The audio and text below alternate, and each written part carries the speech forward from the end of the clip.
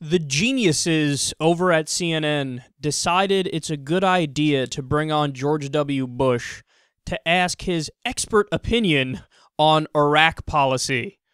You also talk in your book about feeling that your father's decision to drive Saddam Hussein out of Kuwait and your decision to go into Iraq to remove Saddam Hussein were both the correct decisions in their time. Right. In one of the paragraphs you say, for the sake of our security and the Iraqi people, I hope we will do what it takes to defeat ISIS and allow Iraq's democratic government a chance to succeed. What is the right thing to do? Well, the first thing is there has to be a goal, and the president has laid out what I think is a good goal, and that is to degrade and defeat ISIS. Once you state the goal, then you have to put plans in place to achieve the goal. And it seems like to me the initial plans are being adjusted, and all I hope is that we succeed, because ISIS is lethal. They're lethal not only for the people in the neighborhoods in which they live, they're lethal to our security. And you are with President Obama at this point on his goal. Degrading and defeating, absolutely. So like, here's what I want to do. I want to defeat him. Okay, so you don't like ISIS. You would like for ISIS not to exist and for America to defeat them. But what's your plan? Well, see, my plan consists of defeating them. Oh, I see. Could you imagine directing your generals based off that? Like, all right, guys, come on in, take a seat. Let's talk.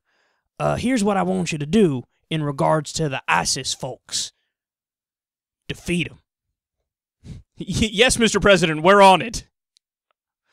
No, it's sad at this point, man. These conversations are just sad because all you have to do is use the most broad, vague terminology that there is, and then the idiots in the media. And look, Candy Crowley's not stupid, which is why this is so frustrating, is that but she doesn't respond. She doesn't say, okay, so you want to defeat them. How? Define winning. That's what he's saying. Let's win. All right, well, define it. What does it mean? You said that all throughout your presidency, too, but you guys never defined what it meant. I challenge anybody listening to the show right now to go up to anybody who you know is still for the war in Afghanistan or is for this new war in Iraq, and you ask them, well, what's our goal? Why are we there? What's the end goal? What's the end game? When do we plant a flag in the ground and say, all right, we did it. Yes, let's all go home and have some ice cream. And you know what their response will be? ISIS is bad.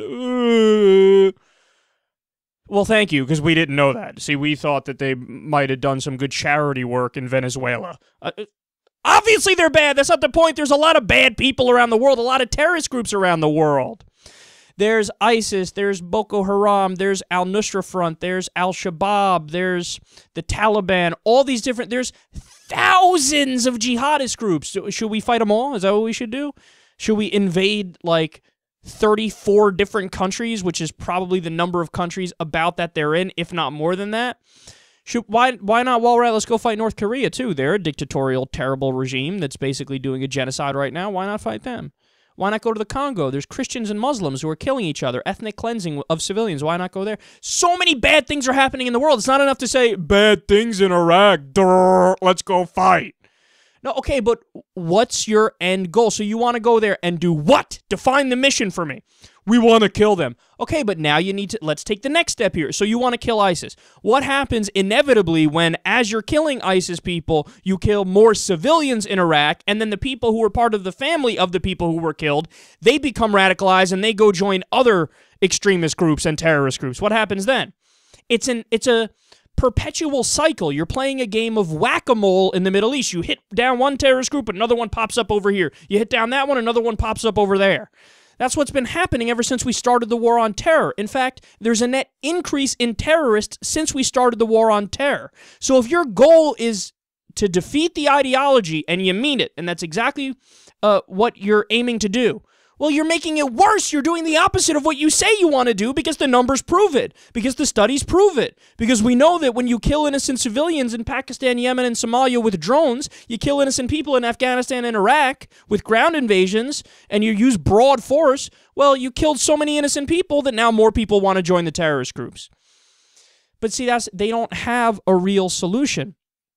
And look, you can have a discussion, you could have a debate as to whether or not these things really are their primary goals. Like, is that really what they want to do? They really want to protect the region. That's really what this is about. This is really about stopping terrorism from coming to the U.S. A lot of people make the case, well, no, that's not true, because when you look at what's going on behind the curtain, there's a lot of people making a lot of money in the military-industrial complex. These defense corporations give a lot of money to the politicians, and the politicians give them contracts for hundreds of millions, if not billions of dollars, and then a lot of people get rich off of perpetual war. So that's like the cover story is what you hear Bush saying here. Freedom, democracy, fight the bad guys, yes! In reality, what's it about? The military-industrial complex, making sure we have our hands on the natural resources in the Middle East, including oil, in Afghanistan, its opium, and its minerals. I mean, this is what it really boils down to. I think they rationalize in their own minds that, no, but we really are protecting people from ISIS and the Taliban. They make themselves believe that, but when you look at the inner workings of the situation, it's hard to say that there's not a big financial motive and there's not imperialistic aspirations at work, because throughout history, whenever any country invades so many countries, there's always some sort of imperialistic thing happening.